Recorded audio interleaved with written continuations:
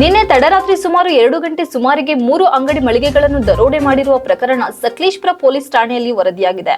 ಈ ಕಳ್ಳತನ ಮಾಡಿರುವ 3 ಜನ ದರೋಡೆಕೋರರು ಬೈಕಿನಲ್ಲಿ ಬಂದು ಮಳಿಗೆ ಬಾಗಿಲು ಒಡೆಯುವುದು ಸಿಸಿ ಕ್ಯಾಮೆರಾದಲ್ಲಿ ಸೆರೆಯಾಗಿದೆ.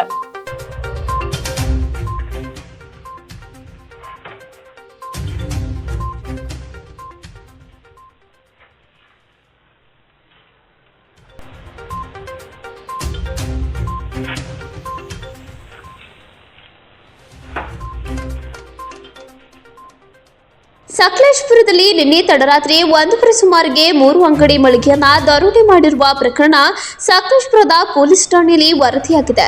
3 ಜನ ದರೋಡೆಕೋರರು ಬೈಕಿನಲ್ಲಿ ಬಂದು ಬಾಗಿಲು ಹೊಡೆಯುವುದು ಸಿಸಿ ಕ್ಯಾಮೆರಾದಲ್ಲಿ ಸೆರೆ ಸಿಕ್ಕಿದೆ. ಮೊದಲಿಗೆ ಸಕಲೇಶಪುರದ ಬಿಎಂ ರಸ್ತೆಯಲ್ಲಿರುವ ಮಲ್ನಾಡ್ ಆಟೋಮೊಬೈಲ್ ಬಾಗಿಲನ್ನ ಎತ್ತಿ ಒಳನುಗ್ಗಿ ಯಾವ ಒಂದು ಹಣ ಸಿಗದೆ ಹೋಗಿದ್ದಾರೆ ಎಂದು ತಿಳಿದು ಬಂದಿದೆ. ನಂತರ ಮಲ್ಲಮ್ಮನ ಬೀದಿಯಲ್ಲಿರುವ ಮೆಹತೆ ಸ್ಟೋರ್ ಬಾಗಿಲನ್ನ 3 ಜನ ಖದೀಮರು ತಂಡ ಎತ್ತಿ ಒಳನುಗ್ಗಿ ಹೋಗಿ ಸುಮಾರು 70,000 ಇಟ್ಟಿದ್ದ ನಗದನ್ನ ದೋಚಿದ್ದಾರೆ.